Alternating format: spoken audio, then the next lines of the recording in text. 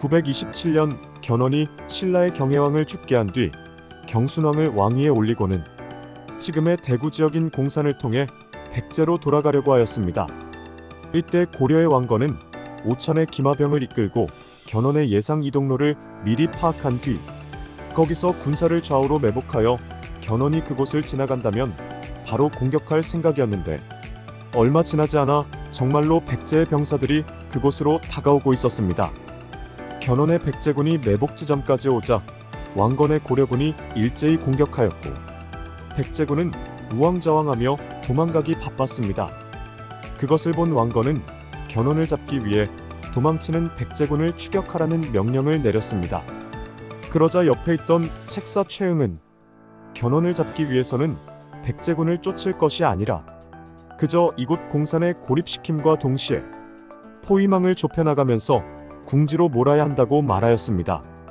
그러나 왕건은 지금 싸움을 멈추면 오히려 상대에게 반격의 실마리를 주기 때문에 지금의 기세로 밀어붙여야 한다며 그의 말을 듣지 않고 계속해서 백제군의 이동로를 예측해가며 쫓아가기 시작했습니다. 그런데 그때 북소리와 동시에 산에 매복해 있던 견훤이 나타난 것이었습니다.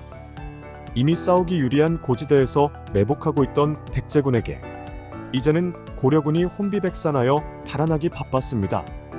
도망치는 자신을 쫓다가 이제는 왕건이 역으로 당하는 모습을 본 견훤은 이번 전쟁으로 왕건을 사로잡아 고려를 끝장낼 생각으로 총공격 명령을 내렸는데, 신순겸 외 여러 장수가 왕건을 보호하며 죽기 살기로 싸우는 것이었습니다.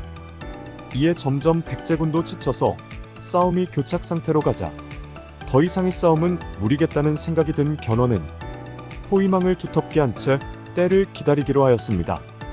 이 한 번의 싸움으로 왕건의 병사들은 헤아릴 수 없을 만큼 죽었고, 포위당한 왕건 자신은 아무런 계책 없이 그저 존폐에 놓인 기로에 선 것이었습니다. 이때 군영을 지키던 장수들 또한 마땅한 방도가 떠오르지 않아 한숨만 내쉬고 있던 그때 신순겸 장수가 일어서더니 자신이 미끼가 되겠다며 자처하는 것이었습니다.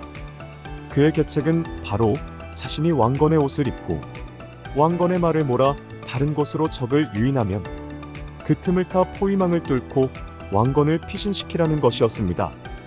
그 말을 듣던 다른 장군들이 왕 주변에 따르는 장수가 없다면 견훤이 눈치챌 수도 있으니 자신들도 함께하겠다며 그 계책에 힘을 보태었습니다.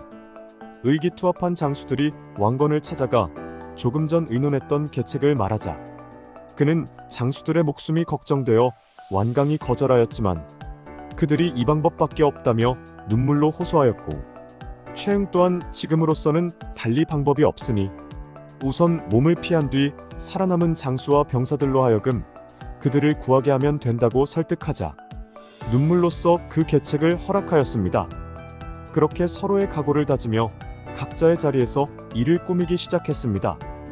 날이 밝자 신순겸은 붉은 망토와 백마를 탄 뒤 백제군의 공격 속에서 도망가는 척을 하자 백제군은 7장수의 호위 속에서 백마를 탄 신순겸을 왕건이라 여겨 모두 일제히 그곳을 집중 공격하기 시작하였습니다. 그리하여 일반 병사로 위장한 왕건은 복지겸과 더불어 그곳을 겨우 빠져나갈 수 있었습니다.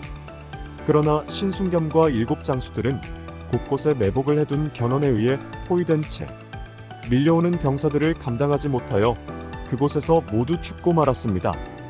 그 후 8장수들의 희생으로 목숨을 건진 왕건은 자신을 위해 희생한 8장수의 넋을 기리기 위해 그곳을 8장수가 묻힌 공산이라 하여 팔공산이라 부르게 하였습니다.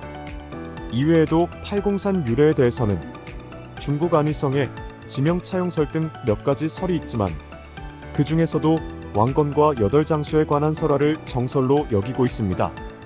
감사합니다. 한자 돋보기였습니다.